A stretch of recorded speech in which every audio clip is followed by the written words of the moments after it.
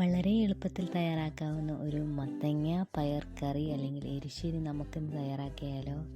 Welcome back to my channel.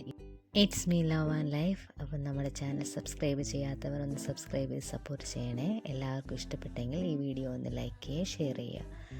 അപ്പോൾ ഇതിലേക്കായി ഒരു അരമുറി മത്തങ്ങയാണ് ഞാൻ എടുത്തേക്കുന്നത്. അത് ചെറിയ കഷ്ണങ്ങളാക്കി മുറിച്ച് മാറ്റി വെച്ചിട്ടുണ്ട്. പിന്നെ ഞാൻ ചെറുപയറാണ് എടുത്തേക്കുന്നത്. ഇത് ഓൾറെഡി ഞാൻ പുഴുങ്ങി വെച്ചേക്കുന്നതാണ്. ഇത് വെള്ളത്തിലിട്ട് കുക്കറിലിട്ട് ഒരു 5-6 വിസിലടിച്ചാൽ നന്നായിട്ട് വെന്തിരിക്കും. ഇതും ഈ കഷ്ണങ്ങളാക്കിയ മത്തങ്ങയും കൂടെ നമുക്ക് ഒരുമിച്ച് മിക്സ് ചെയ്ത് ആവശ്യത്തിന് വെള്ളവും ചേർത്ത് ആവശ്യത്തിന് ഉപ്പും ചേർത്ത് ഒന്നുകൂടി അടച്ച് വെച്ച് വേവിക്കാം.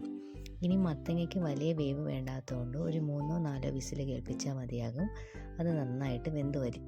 ചെറുപയറിന് പകരം വൻപയറോ അല്ലാത്ത പയറൊക്കെ നമുക്ക് ഇതിനു വേണ്ടി യൂസ് ചെയ്യാം. ചെറുപയർ എടുക്കുമ്പോൾ കുറച്ചുകൂടി ടേസ്റ്റ് കൂടും. ഇനി നമുക്ക് ഇതിലേക്കുള്ള അരപ്പ് തയ്യാറാക്കാം. അതിലേക്ക് ഒരു 4 ടേബിൾ സ്പൂൺ തേങ്ങ ചിരകിയതും ഒരല്ലി വെളുത്തുള്ളിയും ഒരു ചെറിയ സവാള ഇല്ലെങ്കിൽ ചെറിയ ഉള്ളി ചേർത്താലും മതിയാകും. ഇതിലേക്ക് 1/4 ടീസ്പൂൺ മഞ്ഞൾപ്പൊടിയും 1/4 ടീസ്പൂൺ ചെറിയ ജീരകവും ഞാൻ ചേർക്കുന്നുണ്ട്.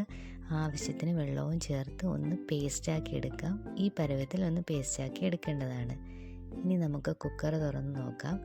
ഇപ്പോൾ പയറും മത്തങ്ങയും കറക്റ്റ് പരുവായിട്ട് വെന്ത് വന്നിട്ടുണ്ട്. ഇനി ഇതൊന്ന് ഉടച്ചു കൊടുക്കാം. ഇത് നല്ല വേവായതുകൊണ്ട് വലിയ സ്ട്രെയിൻ എടുത്ത് ഉടയ്ക്കേണ്ട കാര്യമില്ല. ഇത് ഓൾറെഡി വെന്ത് വന്നിട്ടുണ്ട്. ഇത് നന്നായിട്ടൊന്ന് മിക്സ് ചെയ്ത് കൊടുക്കാം. ഞാനിത് ഇതിൽ നിന്ന് മാറ്റി വേറൊരു പാത്രത്തിലേക്ക് ആക്കുന്നുണ്ട്. നിങ്ങൾക്ക് കുക്കറിൽ തന്നെ വേണമെങ്കിൽ അരപ്പ് ചേർത്ത് മിക്സ് ചെയ്യാം. ഞാനിത് കുക്കറിൽ നിന്ന് മാറ്റി വേറൊരു പാത്രത്തിലാക്കി നമ്മൾ തയ്യാറാക്കി വെച്ചിരിക്കുന്ന അരപ്പ് ഇതിനകത്തോട്ട് ചേർത്ത് നന്നായിട്ട് ഇളക്കി യോജിപ്പിക്കണം. ചിലർ ഇതിനി തിളപ്പിക്കില്ല, പക്ഷേ ഞാനിത് നന്നായിട്ട് ഒന്നുകൂടി തിളപ്പിച്ചെടുക്കുന്നുണ്ട്. ഇതിൻ്റെ ആ ഒരു തേങ്ങയുടെയൊക്കെ ഒരു പച്ച മണമൊക്കെ ഒന്ന് മാറി ഒന്ന് നന്നാക്കി തിളപ്പിച്ചെടുക്കുന്നുണ്ട്.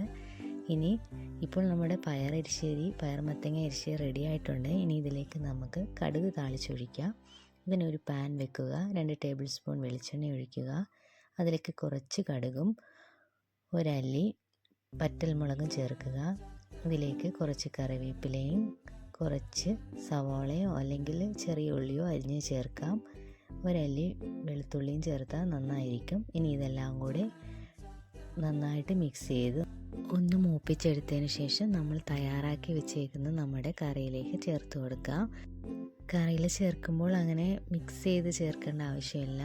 ഇതതിൻ്റെ മുകളിൽ തന്നെ ഇരുന്ന് കുറച്ച് നേരം അടച്ച് വെച്ച് ഉപയോഗിക്കാൻ നേരം മിക്സ് ചെയ്തെടുക്കുക. അപ്പോൾ ഇഷ്ടപ്പെട്ടെങ്കിൽ എല്ലാവരും share, like and subscribe. And thank you for watching.